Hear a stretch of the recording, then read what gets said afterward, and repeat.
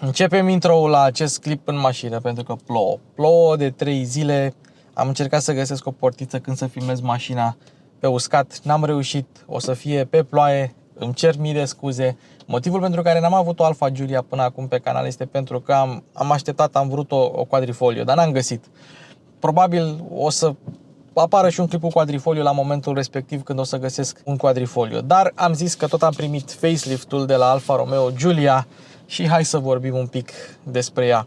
Suntem o adunătură de ipocriți. Toți iubim Alfa Romeo, pasiune, suflet, italiano vero, espresso. Bă, dar nimeni nu-și ia, mă. Nimeni nu-și ia. Și într-un fel e păcat. Nici eu nu-mi iau. Bine, eu mi-aș lua, dar quadrifolio, dar n-am bani. Alții care ar trebui să-și cumpere, nu-și cumpără. Își cumpără tot 3R, tot A4, tot, nu știu, Q5 în loc de Stelvio. Nu știu de ce nu-și cumpără lumea Giulia. Eu am mai condus o Giulia quadrifolio și o Giulia de bază, de 200 de cai, care și aia este o mașină demențială. Cumva, cu toate defectele, tot este o mașină excepțională. Excepțională. E o mașină din aia care te lasă cu zâmbetul pe buze. Și acum vreau să vă întreb pe voi în comentarii. De ce nu vă cumpărați Alfa Romeo? Orice Alfa Romeo. Și știu proprietari de Alfa Romeo care au trecut la alte mașini, cum ar fi BMW. Dar asta e o poveste pentru o altă zi. De ce nu vă cumpărați Alfa Romeo? De ce suntem toți o adunătură de ipocriți? De ce nu suntem în stare să ne asumăm și să recunoaștem că nu o să ne cumpărăm Alfa Romeo? Deși le lăudăm toată ziua. Până să am eu bani de quadrifolio, ne apropiem de 100.000 de abonați. Am vorbit cu foarte mulți urmăritori în ultima perioadă care mi-au spus că îți urmăresc toate clipurile. Și când ne-am întrebat să sunteți abonați, păi nu. Păi de ce? Păi credeam că suntem. Dacă nu sunteți abonați, m-ar ajuta enorm. Ne ajută pe noi, creatorii de conținut, enorm să continuăm să aducem astfel de clipuri către voi. Ieri a fost ziua mea, deci dacă nu v-ați abonat sau nu vă abonați pentru cont, măcar abonați-vă pentru ziua mea. Vă mulțumesc pentru atenție. Alfa Romeo Giulia, facelift pe mașini cu Luci Popa, pe ploaie, acum începe.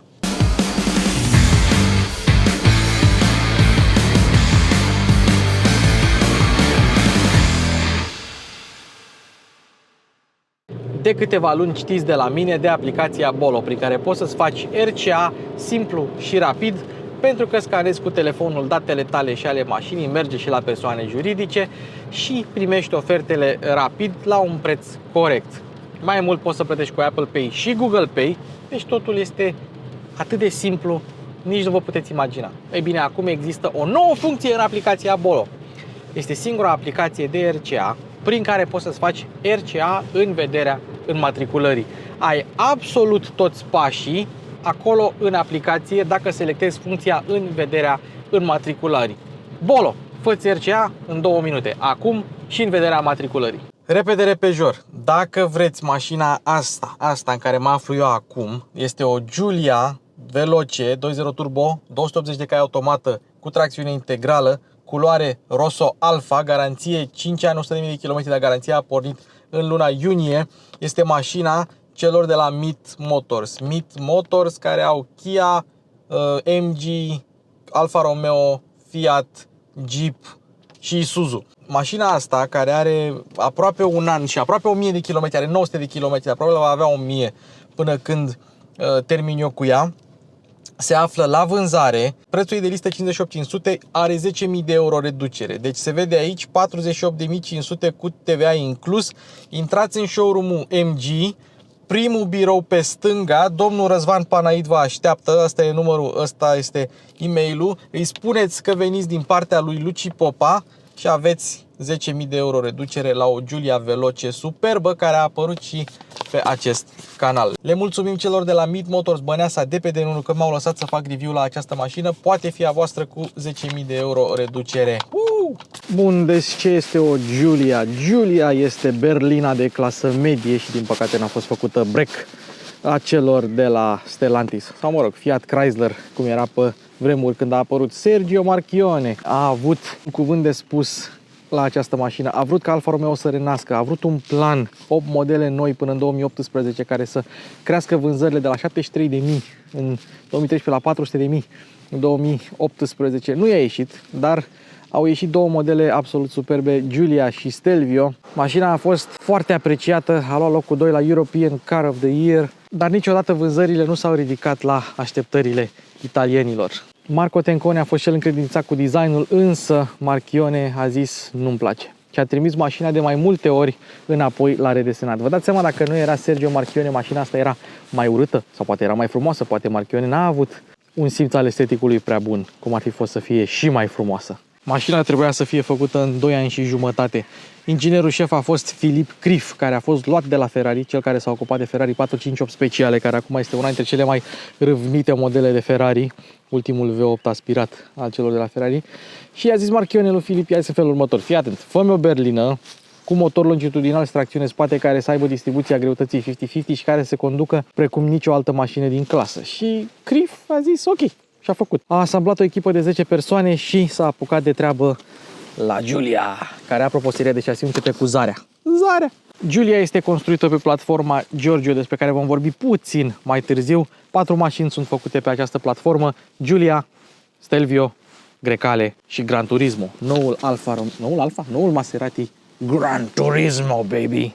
Începem cu farurile, noile faruri de pe facelift, Matrix LED, cu cele 3 lumini de zi și 3 semnalizări, așa cum am văzut și la tonale, și care și-a luat inspirația de la Alfa Romeo SZ Zagato, pe care l-am avut și noi prezentat pe canal, că doar suntem șmecheri datorită prietenilor de la iDrivers. Matrix de adaptive, așa le numește Alfa Romeo, n-au cum să fie Matrix fără să fie adaptive, ar fi fost chiar și culmea. Bat bine noaptea, am mers 2 nopți cu mașina asta, nu am avut nimic de comentat. Când pornești și oprești mașina, ai același dans al semnalizărilor dinamice. În ceea ce privește stopurile, acestea nu mai sunt roșii, sunt clare, sunt de fapt smoked, sunt un pic afumate, cum zic italienii. Avem semnalizări cu LED, stopurile, totul este LED și dacă în față farurile au lumini de ceață integrate, adică lumini de vreme rea integrate în spate, avem ceață atât pe o parte cât și pe cealaltă. Nu s-au schimbat foarte mult stopurile în ceea ce privește designul, doar sticla blocurilor optice a fost schimbată. Și ca să terminăm cu oglinzile, iată LED-urile din oglindă repejor. N-am ajuns ca la partea cu cheia, dar voiam să arăt repede repejor că poți să încui mașina cu contactul pus.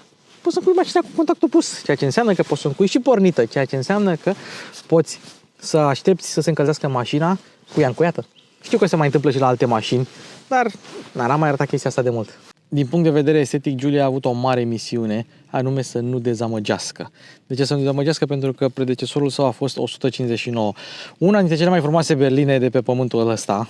Și știu că și asta este una dintre cele mai frumoase berline, dar na, și aia a fost. Mie mi-a plăcut 159 din punct de vedere estetic foarte mult. Asta o bate din punct de vedere dinamic. La estetică aș zice că sunt pe acolo, la egalitate. Acum, na, depinde de fiecare. Frumusețea este în ochii privitorului. Odată cu Giulia, Alfa Romeo și-a redesenat emblema. Tradiționala grilă a fost și ea puțin adaptată pentru o mască mai mare, să spunem așa. La facelift au fost redesenate grilele și bara față. Oricum, nu ai cum să redesenezi ceva care este superb din start. Adică o rețetă de succes nu se schimbă niciodată. Vedeți Volkswagen Golf. Glumesc. Dar, într-adevăr, n-au avut ce să schimbe prea mult. Capota este joasă. Ia uitați. Joasă, aproape până la genunchii mei. Este agresivă. Are 2 linii ce accentuează musculatura pe capotă. Și botul, dacă vă vine să credeți, este mai drept decât ar părea la prima vedere. Atât spatele cât și botul mașinii sunt drepte. Se termină oarecum brusc așa. Și evident, elefantul din cămară este numărul de matriculare care este pus pe o parte. De obicei, nu-mi place când un număr nu este pus în centru, pentru că nu dă o simetrie, dar la Giulia parcă se potrivește. Parcă se pierde în peisaj. Nu știu, vouă cum vi se pare? Chiar sunt curios. Mega curios. Platforma asta, Giorgio, cu motor longitudinal și tracțiune spate, a avut 2 mari scopuri. 1, să fie ușoară și 2, să fie incredibil de plăcută la condus, incredibil de manevrabilă. Deci ușoară și plăcută la condus. În acest scop s-au folosit aluminiu pentru aripi, pentru uși, evident și cele spate, și pentru capacul portbagajului și pentru multe elemente ale suspensiei, motiv pentru care asta a fost cea mai ușoară mașină din clasa ei. Spre deosebire de alți producători care pornesc cu versiunile de bază și apoi scot versiunile sportive, la Giulia s-a pornit de la Quadrifoglio și este ultima dată când o să-i spun Quadrifoglio. Astfel și modelele de bază beneficiază de suspensia față Double Wishbone din aluminiu. Având motor longitudinal s-a putut implementa această soluție, însă are mai multe componente și este mai grea decât un McPherson tradițional, motiv pentru care tot ansamblul suspensiei față este construit din aluminiu. Aceasta împreună cu servodirecția cu raport incredibil de direct îi permit mașinii să aibă acel feeling caracteristic de Giulia. Și dacă nu știți cum este feelingul de Giulia, așteptați până la proba de condus. Pe spate s-a patentat Alpha Link, adică un sistem multilink cu 4 brațe și jumătate. 45% din componente sunt construite din aluminiu și este un sistem ce îi permite mașinii o rigiditate laterală foarte bună, dar reușește să fie destul de suplă pe sarcini longitudinale, ceea ce înseamnă că ar trebui să fie incredibilă pe viraje și destul de confortabilă la mers normal. Amortizoare adaptive găsiți în standard la versiunea competițione, care este peste veloce, însă dacă nu mă înșel, opțional puteai să pui și pe veloce. Posibil să greșesc, posibil să nu. Mașina de față nu are amortizoare adaptive. Q4, acesta nu este un Audi pentru că nu subvirează. Este sistemul de tracțiune integrală al celor de la Alfa Romeo. Un sistem de tracțiune integrală care este foarte, foarte rear bias. Ce înseamnă acest lucru? În marea majoritate a timpului avem un model cu tracțiune spate jet be jet. Însă avem o cutie de transfer, un pachet de ambreiaje care atunci când simte că tracțiunea este la limită sau când alunecă mașina, transmite până la 50% din cuplu către față în 150 de milisecunde sau 250 de milisecunde. Nu, 150 de milisecunde, adică foarte, foarte rapid. Însă, imediat după ce mașina și-a recăpătat aderența, trasa, cum vreți voi să spuneți, cuplul este transmis la fel de ușor înapoi către spate, în 120 milisecunde. Deci este un sistem de tracțiune integrală așa cum mi-ar plăcea mie. Pe față avem un diferențial extrem de ușor. Cardanul este construit din carbon, v-am spus, de la Giulia Quadrifoglio. Și pe spate, dacă vrei, poți combina Q4 cu Q2 pe care îl regăsim pe Giulia cu tracțiune spate. Ce înseamnă Q2? Un diferențial cu alunecare limitată, un diferențial mecanic, menit să îmbunătățească tracțiunea, stabilitatea, comportamentul pe vreme udă, dar are și funcție de vectorizare de cuplu stânga-dreapta. Deci o Giulia ideală pentru mine ar fi așa: manuală, nu se mai face pe facelift, dar se găsea pe pre-facelift, cu Q2 fără Q4. Dar acum, dacă ar fi să aleg, aș alege așa: Q4 cu Q2 veloce. Până și sistemul de frânare este unul performant. Avem discuri pe față 330 mm și etriere din aluminiu cu 4 pistonașe, sistem de frânare de la Brembo. Pe spate avem 320 mm, sistem ventilat exact precum în față, dar cu un singur pistonaș și sistem Continental. Dar accentul pe frânare nu se termină aici, pentru că Giulia a fost primul model care a folosit sistemul IBS de la Continental, Integrated Braking System, adică un sistem de brake-by-wire, fără legătură mecanică între pedala de frână și frâna în sine. Este un sistem, o unitate integrată ce conține pompă, servo și ESP și care cântărește vreo 6 kg, adică cu 50% mai puțin decât un sistem de frânare tradițional, care este 9 kg. Ei bine, asta vine tot de la platforma Giorgio, care dictează ca mașina să fie ușoară din toate punctele de vedere. Acum, care este avantajul unui astfel de sistem? Păi, în primul rând, răspunsul. În al doilea rând, se poate schimba feelingul pedalei de frână în funcție de stilul de condus sau de modul de rulare. Și performanță mai bună în condiții de frânare extremă, adică mai puțină supraîncălzire și distanță mai mică de frânare, spun cei de la Alfa Romeo. O distanță mai scurtă de frânare de la 140 la 0 cu 5 metri față de principala concurență. Acum 5 metri scoți doar din faptul că mașina este mai ușoară cu vreo 200 de kg față de următorul rival. Dar îi credem pe cuvânt și vedem la proba de condus cum se simte pedala de frână. Pe acest Veloce avem jante de 19 inch, dar pe competițiune puteai să vezi jante și de 21 de inch. Consider că 19 sunt suficient de mari.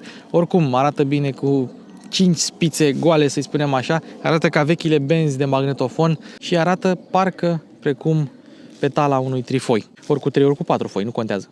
Cum se descurcă mașina cu aceste jante, care sunt totuși destul de late?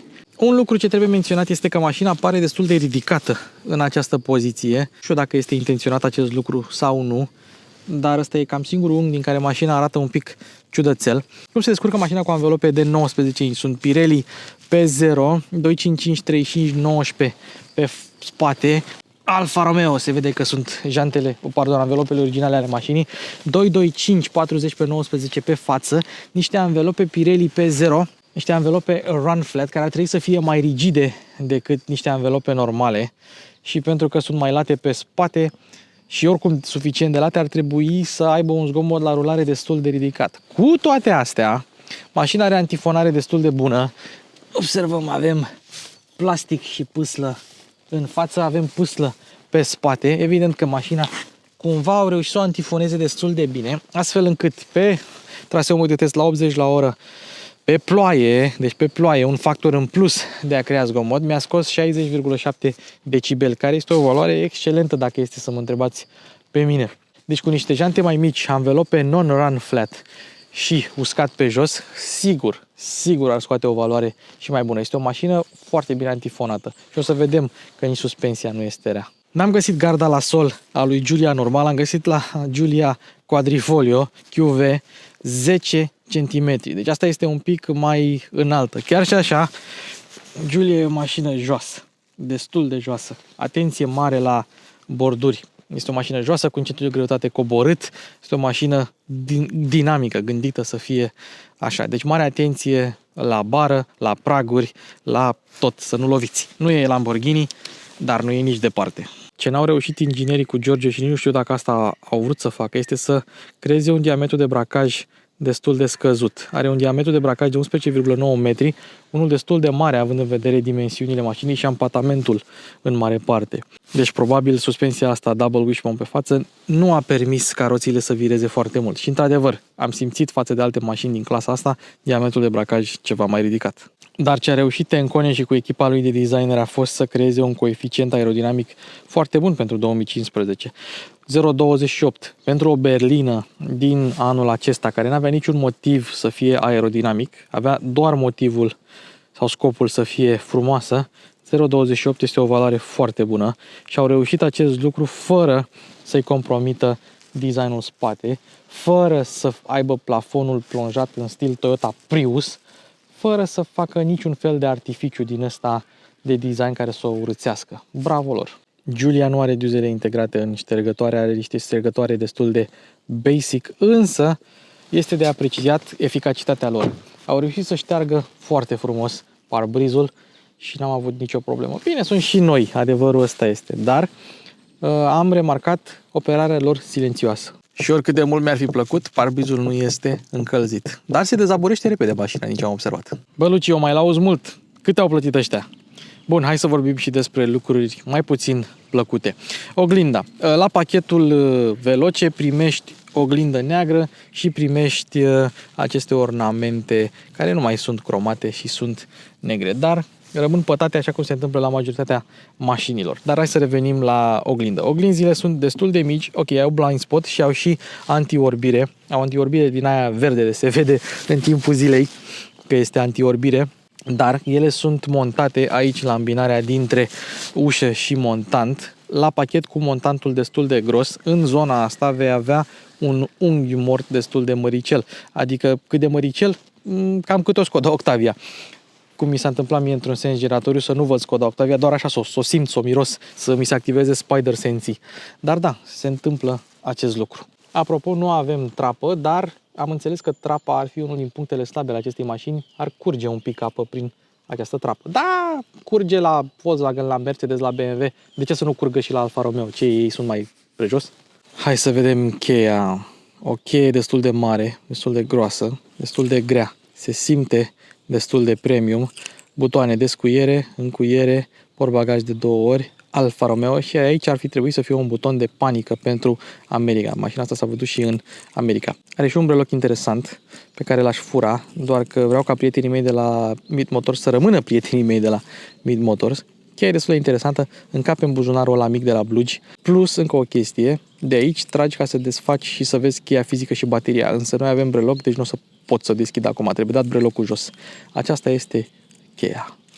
Bun, hai să vedem. Avem keyless. Ia fiți atenți aici. Ca să deschizi, bagi mâna, dar ca să închizi, apeși pe buton. Adică puteau să facă doar din buton și asta doar încuie mașina. Deci fiate, butonul doar încuie mașina și asta doar descuie. Deci au implementat ambele soluții în același mâner. Unii au doar așa, sau cu touch, și unii au doar buton. Ăștia au pus și. Complicăciune. Dar nu zic că e rău, că vrei să-l închizi, ai feedback fizic și deschizi, evident, ai feedback auditiv că se deschide ușa. Asta e un lucru foarte bun. N-au acoperit gaura de cheie, asta e un lucru bun. Și hai să vedem cum se aude ușa când o închizi. Ia. Hop, așa. Na, mașină făcută în Italia, să vedem în spate.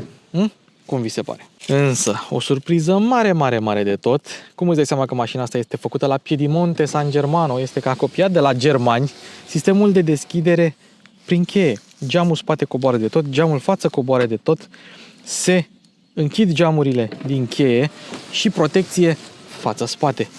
Bă, nu m-aș fi așteptat la chestia asta. Sincer, nici n-am vrut să fac testul, crezând că nu o să se închidă și se deschide geamurile. Bravo, bravissimo!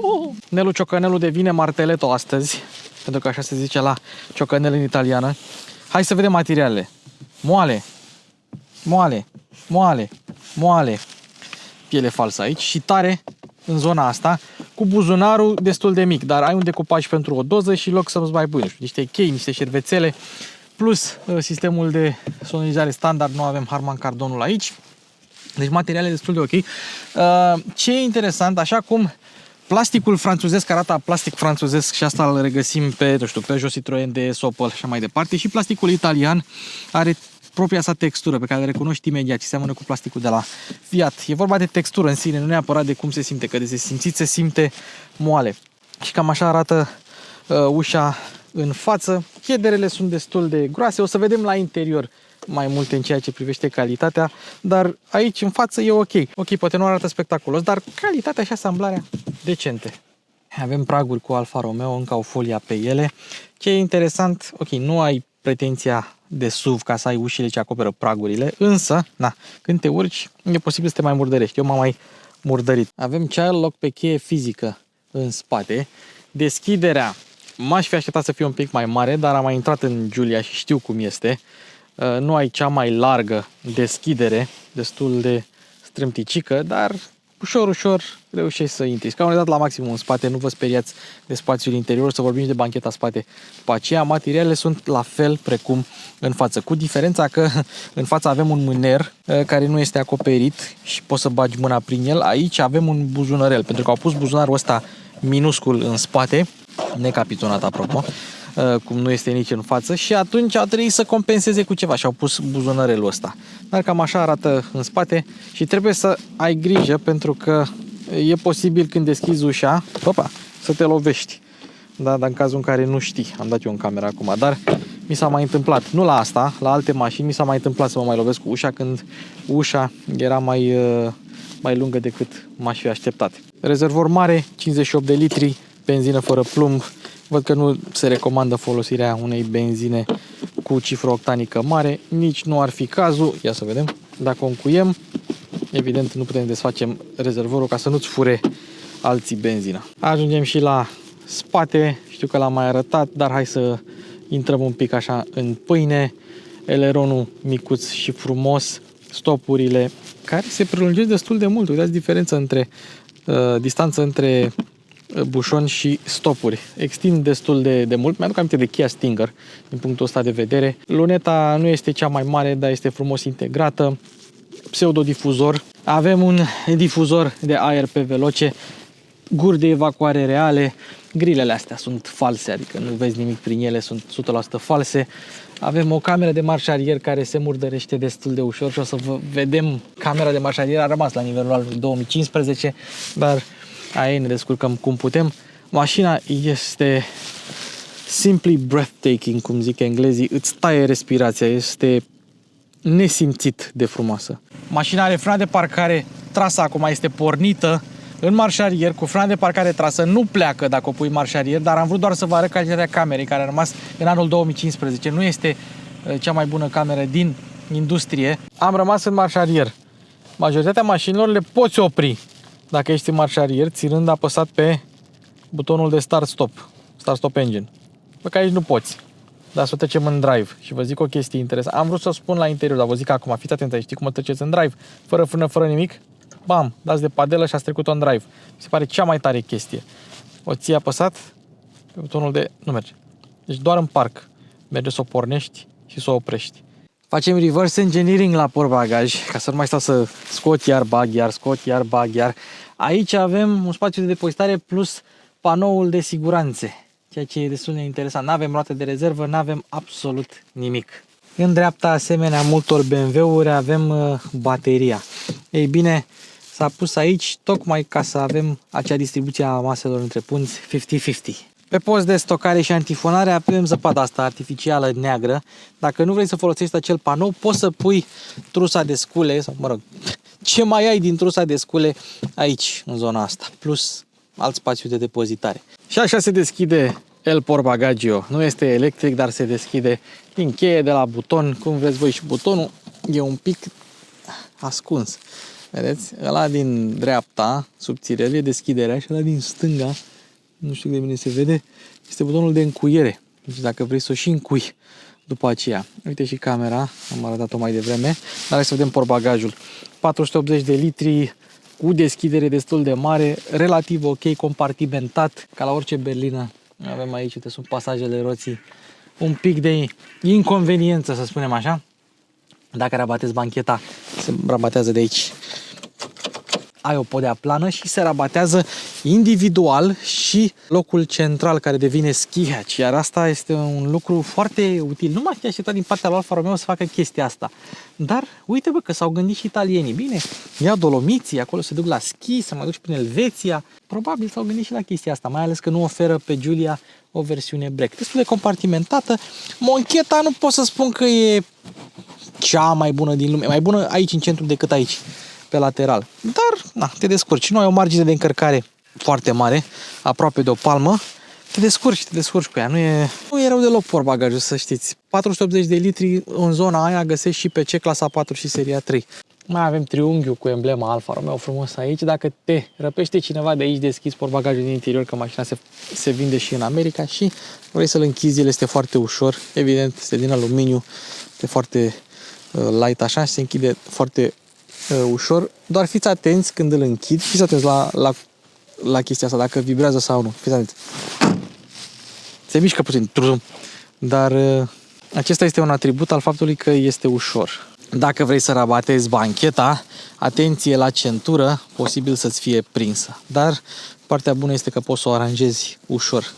Bancheta este destul de ușoară și în momentul în care rabatezi scaunul central, după aceea rabatezi acest scaun, ele se unesc, rabatate, și fac un click și când le ridici, se ridică amândouă. Nu trebuie să le ridici pe toate trei individual, ceea ce e un lucru mai mult decât decent. Când deschizi capota, mai deschisă, dar chiar și așa, mânerul ăsta care e pe cablu nu opune nicio rezistență. Nu știu dacă e de bine sau de rău, dar spre deosebire de alte capote unde tragi de mâner și nu este foarte ergonomic desenat, aici este foarte ergonomic desenat, dar nu-ți opune deloc rezistență. Capota deschide foarte ușor, ajungi foarte repede la maneta asta și o și vezi că e galbenă. Asta pentru cei care se chinuie deschidă capote ca mine tot timpul. Ce interesant este că avem antifonare, avem amortizoare și Alfa Romeo lucrează cu Petronas în ceea ce privește uleiurile. Nici nu știu dacă în România, da, se importă Petronas, nu cum să nu se importe. Dacă folosește cineva ulei Petronas, să-mi spună în comentarii. Dacă are cineva o Alfa Romeo Giulia, să-mi spună în comentarii dacă a avut probleme de fiabilitate cu ea. O să vorbim despre problemele de fiabilitate dacă există, dar mă interesează cine are un Alfa Romeo, de ce are Alfa Romeo, când a cumpărat-o, câți bani a băgat în ea, dacă a băgat bani în ea și cât de mulțumit este de mașină. Vă mulțumesc! Giorgio este un mini BMW. Motorul se oprește fix aici, imediat pe punte. Practic, împachetarea sa este similară cu a unui BMW. Motor longitudinal, băgat cât mai mult în spate, centru de greutate cât mai coborât, toate băgate cât mai spre centru, totul pentru dinamică. Avem admisia în față aici, avem turbina protejată acolo în dreapta și căpăcelul are și un pic de antifonare, capacul de plastic, dar scrie frumos pe el Alfa Romeo. Sunt curios la quadrifolio, că nu mai țin minte, dar având în vedere că acolo avem 3 cilindri pe banc, nu 4, posibil ca motorul să fie un pic mai în spate. Ori asta are montat el un pic mai în față ca să poți să scoți motorul mai ușor, să schimbi lanțul, dar bine, nu cred că trebuie schimbat lanțul la quadrifolio. 3 motorizări sunt disponibile la noi: 2.0 turbo benzină, 2.2 diesel și 2.9 V6 motor de Ferrari. Dar asta o să povestim atunci când avem o Giulia Quadrifoglio. Nu cred că există un motor pe Giulia pe care să nu-l recomand. Vrei diesel, tracțiune spate, vrei să fie ușoară mașina, vrei să consume puțin, ia 2.2, e un motor excelent. Vrei 2.0 benzină, nu vrei quadrifolio, ia 2.0, este un motor excelent. Un pic însetat, dar e un motor excelent. Vrei quadrifolio? Perfect, ia-ți quadrifolio. Aia este o mașină interesantă. Și luați-vă cât mai puteți, că viitoarea generație de Giulia va fi full electrică, bă! Full electrică! Nasol de tot. Aici avem versiunea de 2.0 Global Medium Engine Georgia, pentru că mai este versiunea Hurricane pentru modelele americane, cum ar fi Jeep Wrangler. Este un motor interesant, full aluminiu, injecție directă, 2 axe, distribuție variabilă de tip multi-air, turbină twin scroll. Este un motor destul de potent din multe puncte de vedere, însă nu are galerii de evacuare și de admisie tradiționale, pentru că are turbina montată direct pe galeria de evacuare, încă frige, deși motorul e oprit de ceva timp, și are intercoolerul montat pe traseul de admisie. Răcirea aerului care intră în intercooler se face prin intermediul unui traseu separat. Observăm că avem 2 vase de expansiune, unul este pentru intercooler. Deci apă sau lichid de răcire la o temperatură joasă circulă pentru un traseu separat să răcească acest aer. Avantajele unui sistem de genul acesta sunt reducerea turbolagului și încălzirea motorului mai repede. Asta dacă se poate spune așa. Ce am observat eu este că nu se încălzește chiar foarte repede motorașul. Nici încet, dar nici foarte repede. Putere? Avem putere, cum să nu? 280 de cai putere, 400 Nm. Puterea e la 5250 de rotații pe minut, nici prea, nici foarte, adică nu e un motor de foarte mare durație, cuplu maxim de la 2250 de rotații pe minut, la fel, nu este un motor neapărat de durație sau un motor care să aibă întreg cuplu pe o plajă foarte largă. Cu toate astea, avem o transmisie automată cu 8 rapoarte ZF8 HP, la care trebuie schimbat uleiul pe la 100.000 de km, dacă nu mă înșel. La 140 la oră pe autostradă ai foarte puțin peste 2000 de rotații pe minut, deci este o transmisie destul de lunguiață. E cea mai lungă versiune de ZF8 HP, dar destul de lungă. Dacă mergi la 90 la oră, am observat că mașina stă pe la 1200 de ture, e un pic subturată. Dacă mergi la 80 la oră, mașina merge între a 7-a, nu merge între a 8-a, ca să meargă un pic mai turat. Are o masă la gol în jurul a 1600 de kg, deci o tonă 600 cu automată, cu 4x4 cu tot, ceea ce este mai mult decât decent. Iar asta îi permite mașinii să accelereze de la 0 la 100 în 5,2 secunde. Viteza maximă 240 de km la oră. Hai să vorbim acum un pic despre fiabilitate. Multă lume nu-și cumpără Alfa Romeo pentru că, vezi, Doamne, n-ar fi fiabile. Doar că o Giulia nu este cu mult diferită față de rivalii germani, ba chiar, eu zic că la anumite motoare este chiar un picuț mai ok. La benzinarul ăsta problemele sunt sporadice, adică nu sunt anumite probleme comune ale motorului, nu sunt bolile lui, cum se spune, e boala lor, domne, nu, asta nu are boli. Pur și simplu mai vezi din când în când că mai ai scurgeri de antigel, nu știu la care din aceste vase de expansiune, nu știu dacă e de la intercooler sau de la motor. Mai ai niște pierderi de presiune la turbine, mai ai probleme cu turbinele, mai ai probleme cu pompa de înalte, cu injectoarele, dar nimic grav. Pentru că este o mașină care are un setup destul de dinamic, poți vedea frâne uzate repede, poți vedea anvelope uzate repede, consumabile de genul ăsta, să aibă o durată de viață mai scurtă decât la o mașină normală. În rest s-au mai semnalat mici probleme cu software, cu cablaje, cu calculatorul mașinii care dă coduri așa aiurea fără să fie nevoie, cu componente electrice, în general butoane, actuatoare, solenoizi, cam atât. Dar, repet, nu este boala lor, adică și dacă te duci spre ramura germană, vei găsi probleme similare. Se pune iar ploaia, doar că trecem la interior acum. Am vrut să arăt repede comenzile pentru lumini, aici frumos, inclusiv luminositatea tabloului de bord, pedalierul din aluminiu, pedală de accelerație în podea, ca la BMW-uri, butonul de deschidere portbagaj, maneta de deschidere capotă și scaunele. Scaunele care sunt sportive, dar și confortabile în același timp, cu memorie, cu reglaj electric, cu lombar electric și cu pernuțe. Ia ascultați aici. Pernuțe care se strâng. De fapt sunt niște pompițe care se umplu cu aer. Și acum când le dai drumul, ce satisfăcător e un ASMR din ăsta. Interesant. Pielea e piele, e animal. Adică nu este vreo piele vegană, vreo mușama, vreo altă chestie. Este piele. Italienii le au cu pielea și șezutul se reglează manual. Dar scaunele sunt demențiale. Avem tetierele cu emblema Alfa Romeo ștanțată și mașina vine cu numai puțin de 8 airbag-uri. Un lucru interesant la motorul acesta este că sună ca un dieselache atunci când este la relanti. Chiar reușește să te păcălească.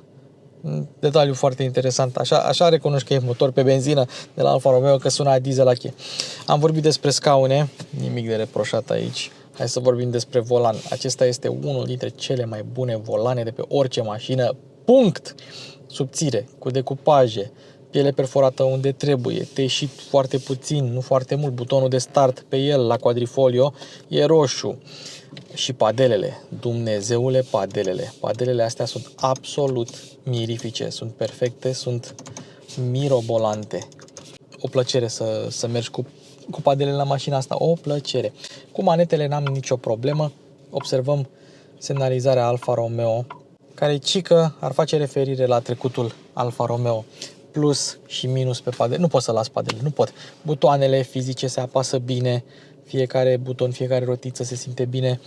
Da, nu am ce să le reproșesc și nu ai butoanele alea de volum în spatele volanului, cum se întâmplă la multe modele FCA. Mă rog, ramura asta italiană a Stellantis. O să trecem la materiale, dar un pic diferit de data asta. O să văd dacă merge așa. Deci pe bord materiale moi, aici evident că nu o să dăm că este plastic texturat, aici moale, tare la torpedou, moale aici, tare aici și mochet aici.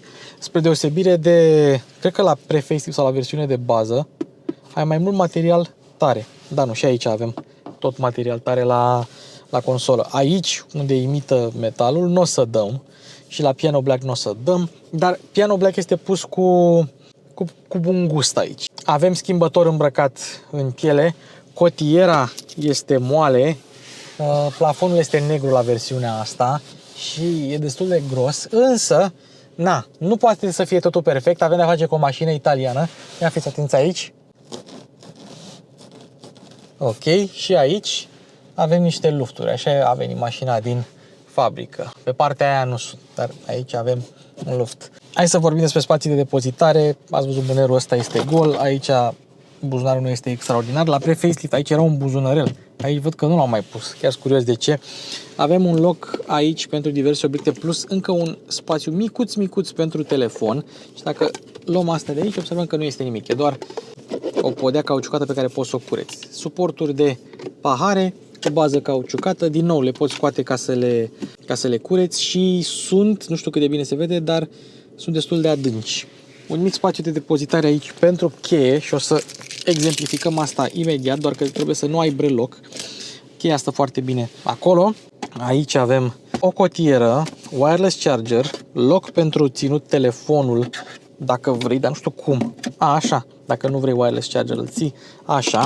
Priză de 12V, USB-A, USB-C, ambele pentru conectivitatea Apple CarPlay și Android Auto și AUX, dacă vrei să asculti muzică la calitate înaltă. Trebuie menționat că dacă vrei să-ți încarci telefonul de aici, da, poți doar să-l încarci, nu ți-l conectează la Apple CarPlay și Android Auto. Și încă o priză de 12V. Deci ai suficiente locuri de poți să-ți încarci device-urile. Nota 10 Alfa Romeo pentru asta. Acum trecem și la ergonomie și o să mai detaliem despre bord și aici. Pornim ergonomia din spate, unde avem mâner și cârlig. Foarte bine să-ți pui costumul, da, să nu stea ciudat. Aici avem centuri de siguranță care nu sunt reglabile pe înălțime și uitați-vă cât de jos sunt ele reglate din fabrică. Pe mine nu mă deranjează că sunt scund, chiar îmi convine așa, dar sunt curios cum stau persoanele mai înalte aici. Mâner și la șofer, deci avem mâner la toate cele 4 uși, cele 2 microfoane pentru Bluetooth sunt aici și se aude foarte bine. Parasolar cu lumină, ia să vedem, nu se extinde, dar dacă îl dai peste cap ar trebui să stingă lumina. Nu se stinge, asta e prima mașină la care nu se stinge lumina, ce tare, ok. Un detaliu drăguț.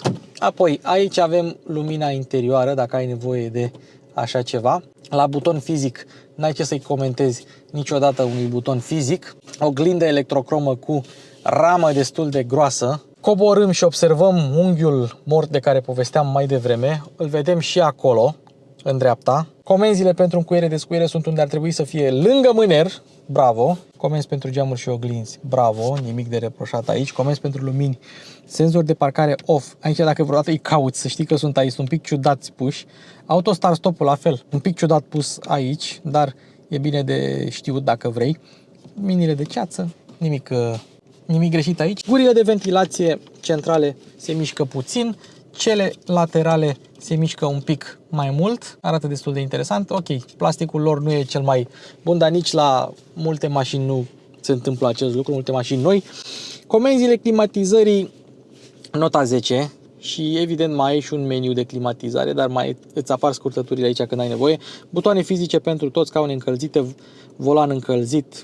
Nu mă deranjează cu absolut nimic. USB-ul am arătat, în zona asta am arătat. Frână de parcare electrică, mașina nu are, atenție, nu are auto-hold. Dacă mai știe cineva o mașină cu ZF8 HP fără auto-hold să-mi spună, eu mai știu una, dar îmi spuneți voi în comentarii. Schimbătorul de viteze copiază schimbătorul de la BMW, nu am absolut nimic împotrivă, consider că este mult mai bun decât schimbătorul de la alte branduri. Dacă opresc mașina acum de pe manual, va trece pe parc și mereu când mașina este oprită se va lumina doar treapta în care te afli. Încă o dată vă menționez faptul că dacă ai piciorul pe frână și vrei să o treci în drive, nu mai trebuie să o dai tu în jos, o treci de aici în drive direct, o dai în marșarier așa și din marșarier o treci în drive direct fără să ai piciorul pe frână. Poți să faci asta și fără să ai piciorul pe frână. Un lucru foarte bun atunci când dai cu spatele, după aia vrei să dai cu fața, dai și ai trecut-o în drive, te-ai dus, nene. Dynamic, Natural, Advanced, 3 moduri de rulare, o să vedem în sistemul de infotainment ce înseamnă fiecare. Volumul aici, foarte ok, mut, volum, next song, previous song, similar cu ceea ce oferă Audi din punct de vedere ergonomic, nota 10. Home, la sistemul de infotainment, settings, la sistemul de infotainment, rotiță, dacă nu vrei să folosești touchscreen-ul, mașina are și touchscreen, evident, dar nu are touchpad să scrii. Nu are touchpad. La capitolul spații de depozitare n-am spus de torpedo care este iluminat, amortizat, capitonat, Bravo Alfa. Nu e refrigerat, dar era mișto dacă era. Și butonașul ăsta imită metalul. E tot plastic, dar imită metalul. O să vină Luci Cârcotașul și o să se așeze în calea progresului și o să spună că preferă ceasele clasice în locul tabloului digital, dar așa este. Și probabil că mai sunt câțiva care sunt de acord cu mine. Hai să vedem ce găsim în tabloul de bord digital al Giuliei Facelift. În stânga avem vitezometru și range. La range avem acolo 396 de km, dar nu asta este important, ci faptul că atunci când se schimbă cifra, se schimbă ca și când ar fi un kilometraj rotativ, cum era la Cielo, spre exemplu. Se schimba una câte una. Super, nota 10. DNA acolo, consumul, dar se pot schimba, viteza și niște informații despre consum în dreapta. Consumul nu este 10.3, este 8.8, dar la filmare am stat mult cu motorul pornit și a crescut la 10.3. 8.8 a fost consumul mediu pe care eu l-am reușit cu mașina asta, un consum de mers mai tare decât merg de obicei, pentru că nu m-am putut abține. Și acum hai să vedem cum schimbăm informațiile. Apăsăm pe butonul de pe volan și schimbăm. Driver Assist, Alerts, Speedometer, consum. Eu îl țin mereu pe consum, iar în dreapta, că îți arată și consumul instant, iar în dreapta am lăsat tripul A. Ca să schimbi tripul A, apeși o dată pe butonul ăsta și observăm că dacă mai apeși o dată se mută în dreapta. Trip A, trip B, nu l-am modificat același trip, presiune în anvelope, ceas tradițional, simplu dacă ai nevoie de așa ceva, e foarte elegant și îmi place, nicio informație sau așa. Sau dacă vrei alt tip de display, mai avem așa. Evolution se numește, Heritage se numește ce am văzut noi și aici este ceva restrâns cu puține informații dacă n-ai nevoie de foarte multe informații, dar n-ai cum să schimbi. Nici Evolution nu-mi place, tot Heritage se vede cel mai bine. Sistemul de infotainment e micuț, dar e bine integrat în bord. Față de ecranele moderne, suferă puțin la capitolul răspuns și contrast, culori, așa mai departe. Dar ai navigație, ai setări, ai telefon, ai Apple CarPlay, ai Android Auto, ai widgeturile de climatizare și Connection Settings, Vehicle Information. Și acum hai să intrăm în pâine. Aici avem climatizarea, dacă ai nevoie să intri în meniul de climatizare, un meniu de climatizare foarte ok, nu prea am ce să-i reproșez. Aici avem scaun încălzit, volan încălzit, dacă vrei să nu apeși butoanele fizice, din vari motive. Aici, dacă vrei să schimbi widgeturile între ele, poți face așa. Să schimb widgeturile între ele, dar pe mine nu m-a deranjat foarte mult cum erau ele puse. Dacă dai în jos, ai scurtături și poți să-i dai o scurtătură. Ia să vedem. Destination, phone number, connected services. Păcat că n-ai scurtătură de CarPlay, dar scurtătura de CarPlay se află aici în stânga. Mă rog, nu mai contează. Media, setări, telefon, driver assistance. Da, și avem aici setările dacă vrei scurtături pentru ele. Sau dacă nu, intri aici și le vezi. Lane keep assist, driver attention, intelligent speed control, speed limiter, rear view camera, camera delay, guidelines, adică liniile indicatoare. Ai toate sistemele aici. Climatizarea ați văzut-o, performance pages, performance content, care sunt informațiile pe care le vezi pe acel ecran, technical gauges, ulei, boost, cuplu, consumption history, efficient drive, să spună cât de eficient ai mers, gear, deceleration și acceleration. Deci eu am accelerat ok, am decelerat prost și am folosit tabla de viteză care trebuie. Ce trebuie menționat? Cutia face coasting. Cutia face coasting. All-wheel drive, rear-wheel drive, ca să vezi distribuția cuplului, vehicle information, serviciul, uleiul și aici la DNA îți spune fiecare, steering, shifting, all-wheel drive, rear-wheel drive, gas pedal. Diferența dintre natural și advanced este limitarea cuplului pentru condițiile în care n-ai nevoie de cuplu, cum ar fi vreme rea sau mers la consum. Și în restul totul e pe sport, în restul totul e confort și normal și observăm că nu avem setări pentru suspensie. Aici am fi avut setări pentru suspensie dacă aveam suspensia adaptivă. Repede, înainte să trecem la bancheta spate, scaunul se poate da foarte jos, gen asta văd eu din poziția asta, adică nimic. Haha. Deci dacă ești o persoană înaltă, zici că stai ca în Ferrari aici. Se pare că n-au schimbat bancheta spate. Hai să vorbim întâi despre spațiu. La cap trebuie să stai așa ca să ai spațiu la 1,80 și ceva, eu am 1,64, dar cam așa e pentru 1,80, 1,80 și ceva, ai loc la cap. Dacă stai mai pe spate, nu mai ai loc dacă ai 1,80. Deci trebuie să stai așa. La picioare ai ceva loc, adică am dat scaunul foarte în spate, eu n-ajung la pedale. La picioare nu vei avea nicio problemă. Bancheta, ea vrea să fie profilată, să fie ca un scaun scoică în spate, însă părerea mea este că aici la genunchi șezutul e un pic ridicat, un pic prea ridicat. Nu stai rău, e o poziție interesantă, însă unde părerea mea este că mai puteau lucra este aici. E foarte ok că a vrut să pună pernuțe, să fie bancheta profilată, însă mie mi se pare că te împinge un pic prea într-o parte, adică în loc să stai drept, stai un pic așa. Per total, bancheta nu e inconfortabilă, ai și un pic de suport lombar dacă vrei. Cotiera foarte moale. Tetierele foarte mici și destul de tari. Ați mai văzut voi tetieră mai mică decât asta? Uite aici că e o baby tetieră, uite ce drăguță ești aici. Desfaci scaunul din mijloc să-l faci ski hatch. Da, avem bază cauciucată la suporturile de pahare, totul ok. Isofix pentru scaune de copil unde nu pierzi căpăcelul, ăsta este un lucru bun. Ai un USB în spate, dar mai ai două aici dacă ai nevoie de așa ceva. Două guri de ventilație, plasă, piele pe spatele banchet. N-am prea mai văzut în ultima perioadă așa ceva. Piele aici în spate și e greu să recomand să stea cineva aici pentru că locul este mai rigid și ai și tunelul ăsta destul de mare pe unde vine cardanul din fibră de carbon sau din carbon, mă rog. Deci recomandarea mea, Giulia, să fie doar o mașină cu 4 locuri, doar la urgențe să folosiți 5 locuri, dar în general vor sta scaunele de copii. La centura din mijloc poți seta înălțimea folosind acest dispozitiv. Un detaliu drăguț. Am zis că merită menționat. Bun, hai să mergem la proba de condus. O trecem în drive și am plecat. S-a dezactivat frâna de parcare electrică și acum hai să mergem. Și montantul B oferă un unghi mort destul de măricel, dar nu mai contează. Hai să vedem cum este finally pe mașini cu Luci Popa, Alfa Romeo Giulia. Ia să vedem. Am trecut-o pe Advanced, care este un fel de mod Eco sau All Weather, că oricum este destul de ud pe jos, a plouat foarte mult și observăm că avem senzația aia că e diesel.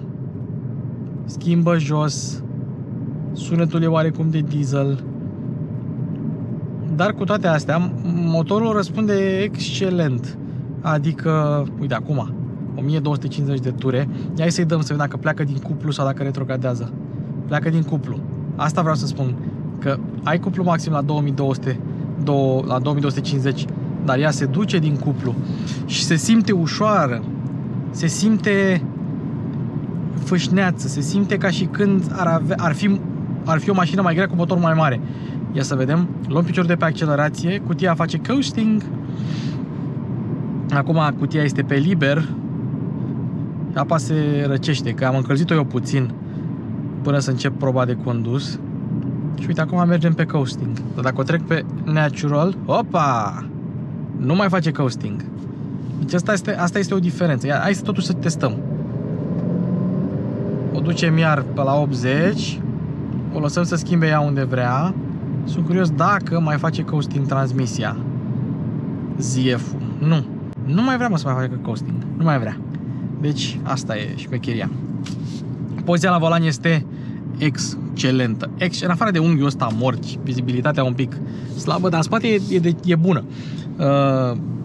N-am absolut nicio problemă. Geamul e cam micuț așa, dar în rest e ok, nu e ca o mașină sport, că nu ai ce să-i reproșezi din punctul ăsta de vedere. Volanul nemaipomenit, poziția pedalelor nemaipomenit, poți să frânezi foarte bine cu stângul la mașina asta dacă ai tehnica formată, poți să frânezi foarte ușor cu stângul, parcă au gândit-o la 4 stagione să fie așa, la 4 formagii, la Quadratrac 2, la 4 rote au gândit-o să fie așa. Și asta am moștenit. Și ăsta este lucrul cel mai impresionant la mașina asta. Dar acum suntem pe Dynamic. Interesant este că n-ai mod sport la cutie. Sport când o treci pe sport. Trecem pe manual. Nu o să facem launch control că mașina e încă în rodaj. Dar mergem la technical gauges și hai să-i dăm. Pe manual. Are cuplu. Se mișcă bine. La quadrifolio mai ai modul ăla. Uite ce retrogradare frumoasă are. La quadrifolio mai ai modul race, unde se dezactivează cu totul ESP-ul, adică rămâi cum vrea Dumnezeu. Direcția e ce trebuie, tracțiunea este ce trebuie. Se întărește la viteze mari, dar văd că acum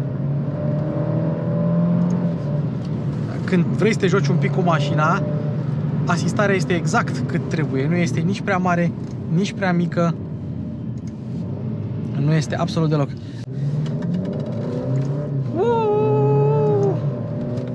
Trage, are cuplu. Motorul se aude bine. Pe modul ăsta Dynamic, cutia îți dă un jolt așa, îți dă o bruscare, să simți că ești pe modul cel mai sportiv. Padelele sunt demențiale. Am observat că nu-i dă a doua la turații foarte mari. Adică te lasă să o turezi între a treia când îi dai retrogradare, dar nu între a doua. Opa! Aderența este nemaipomenită, mașina nu subvirează, deși suntem cu anvelope de vară pe ud, este demențial. Demențial.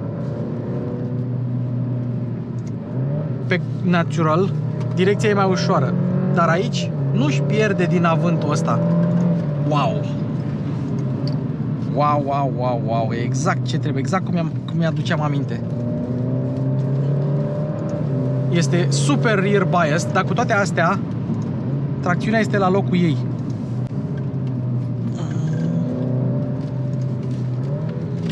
Nemaipomenită mașina, nemaipomenită. Acum un pic de subvirare, că avem mâzgă pe jos, dar e incredibil cum asta pe trasă. Orice altă mașină s-ar fi dus drept acolo. Dreptomano, drept.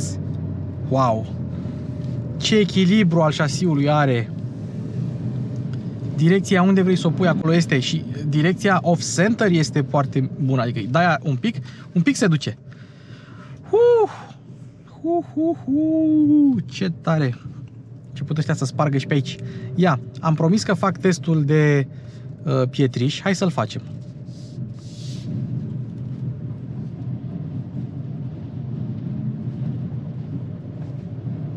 Destul de silențios, destul de confortabil. Acum este și ud pe jos, dar foarte confortabil. Suspensia se descurcă foarte bine. Nu știu ce au făcut, dar într-adevăr nu simți că te rupi în două când ai încă o dată. Dar nu simți că te rupi în două atunci când ai compresii din astea longitudinale Evident, mașina nu poate să facă miracole, are talon îngust și jante pe 19, dar chiar și așa e mult peste alte modele din clasa asta. Ajută și faptul că este ușoară, ajută foarte mult. Dar uite ce tracțiune are, ea dă să plece, dar imediat 150 de milisecunde îți transmite 50% de cuplu către față și nu te lasă să plece. Da, ok, poate versiunea cu tracțiune spate e un pic mai distractivă, dar chiar și așa este incredibil cum stă mașina pe trasă. Și nu știu, este cea mai dinamică, sportivă mașină sub 300 de cai pe care o știu. Mașină normală, nu mă refer la mașină sport, la BRZ, GT86, Mazda MX-5, dar e uimitoare. Una de 200 de cai cu manuală pre-facelift, cu Apple CarPlay pe care l-au pus din 2019. Dar bine, poți să faci retrofit la CarPlay, n-ar fi asta o problemă.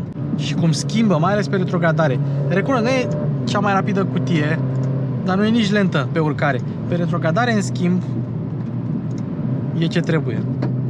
E o mașină genială de la A la Z.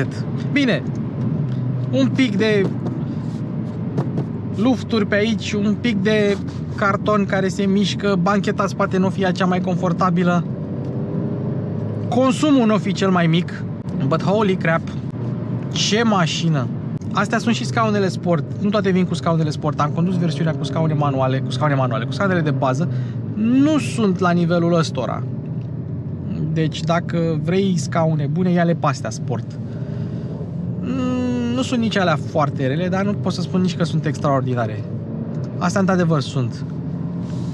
Dar cel mai important sau cel mai impresionant este tracțiunea. Tracțiunea, lasă că nu pierde aderență pe viraje și că nu subvirează și că nu îi pleacă spatele și că e ținută bine pe trasă. Tracțiunea este nemaipomenită. Aha. Fantastic! Aha, hai să mă potolesc. Hai totuși să mă potolesc. Hai să o lăsăm la 80. Punem pe drive, punem pe advanced și hai să-i punem și pilotul să vedem cum e. Pac, pilot cu menținere de bandă. Ce am observat este că, deși benzile sunt destul de bine trasate, nu vede tot timpul benzile și atunci nu-ți arată banda chiar tot timpul. Uite, acum nu o vede, spre exemplu. O să o vadă lane keep assist-ul, nu o să o vadă lane centering-ul. Și atunci trebuie ori să fie uscat, ori să fie camerele curate, chestii de genul ăsta. Este un sistem rezistiv, un sistem un pic rămas în urmă, dar na, asta doar pe vreme slabă. Pe uscat se descurcă binișor. Se descurcă binișor. Tonale, sistemul de pe tonale se descurcă mai bine. Punem acum, distanța o menține foarte bine. Avem mai multe trepte de distanță. Uite, nici acum nu o vede bine. Am pus distanța să fie cea mai mică. Activăm și lane assist-ul. Da, nu ține, trebuie să fie cu verde. Deci lane assist-ul îți vede, îți tremură volanul, dar lane centering-ul nu merge pe vremea asta. Aia e. Aceasta este Alfa Romeo Giulia! O bestie genială! O mașină cum rar găsești. Și alt lucru impresionant este cum se descurcă suspensia. E foarte bună suspensia în oraș, destul de silențios, funcționează, confortabilă mașina, șasiul este echilibrat, nu e foarte grea, nu trebuie să o îngreuneze din suspensie ca să o facă dinamică. Ai și un pic de ruliu, dar foarte puțin, simți mașina cum se mișcă sub tine. E exact cum trebuie, este... superbă mașina. Și quadrifolio e mega rigidă. Pentru cine l-a condus quadrifolio, aia e absolut rigidă. Dar pentru cine n-are nevoie de quadrifolio și vrea doar să se bucure de o experiență de condus, luați-vă, fraților, o Giulia nouă, second hand. Luați-o pe asta. Nu o să regretați. O să regretați dacă nu vă luați. Ne vedem în secțiunea de comentarii. Nu uitați, în descriere avem grupul de Telegram cu abonații, avem testul de antifonare, avem multe surprize. Vă mulțumesc pentru atenție, vă iubesc. Hai să facem 100.000 de abonați. Dacă vă place contentul, hai cu o abonare. Vă iubesc, vă mulțumesc din suflet. Mașini cu Luci Popa se încheie.